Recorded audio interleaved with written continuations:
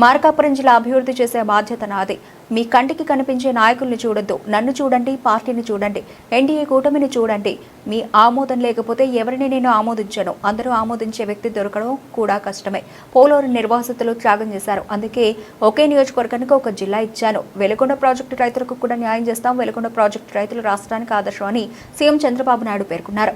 నేను 95లో ముఖ్యమంత్రి అయ్యాను. నేను ఈ ప్రాంతానికి వస్తే మీరందరూ ఒకటే మాట అడిగేవాళ్ళు, మాకు వెలుగొండ కావాలి, వెలుగొండ కావాలని.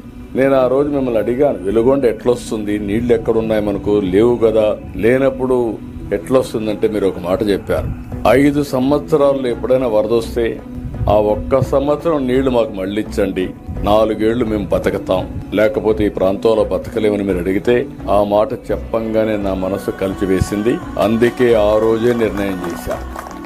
96లో ఆ రోజు మార్చి 26వ తారీఖు అనుకుంటా నేను ఫౌండేషన్ వేసా.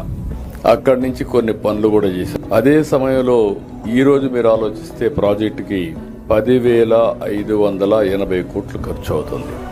ఇప్పుడు లెక్కల ప్రకారం ఇప్పటికే 6,736 కోట్లు మనం ఖర్చు పెట్టాం. ఇంకా 3,844 కోట్లు ఖర్చు పెట్టాలి. నిన్న మొన్నే మనం 759 కోట్లు ఖర్చు పెట్టాం. ఈరోజు 900 కోట్లు రైతులకు, పేదవాళ్లకి పునరావాసం చేయడానికి, R&R ఇవ్వడానికి శాంక్షన్ చేయడమే కాకుండా ఒకేసారి 300 కోట్లు ఈ రోజు రిలీజ్ చేస్తున్నాం. ఈ రోజు రేపు RBI హాలిడే అంట, డబ్బులు మీ అకౌంట్కి రిలీజ్ చేశాం.